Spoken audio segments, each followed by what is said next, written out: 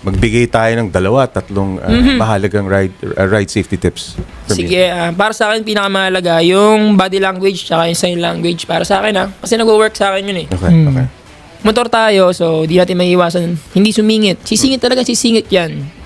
Tapos, pero kung tama yung pagsingit mo, tulad nung sisingit ka, pwede mo inad yung ulo mo na. Nakikiraan lang po. Okay. O, pwede po ba makiraan? Okay. Nagmamaneho rin ako ng sasakyan. Pag ako, nakita ko yung rider na parang respectful, syempre sign ng respect yun nakikiraan ka.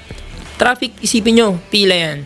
May kiraan ka lang, wala naman mawawala sa'yo, di ka kilala, naka-helmet ka naman Iba pala isang bayo ka riding tips. Pag nagmumotor kayo, iwanan nyo ego nyo sa bahay. Imagine niyo talaga. Mahalaga yan. Imagine niyo talaga. Di ba po, naka-helmet po kayo, hindi naman po kayo nakikilala niyan Tama. So, imagine nyo, pag nasa kalsada kayo, isa kayo neutral na tao, hindi kayo nakikilala. Depende sa movement nyo, depende sa galaw nyo, tsaka kayo i-judge nyan. Ganda nun. Ganda nun.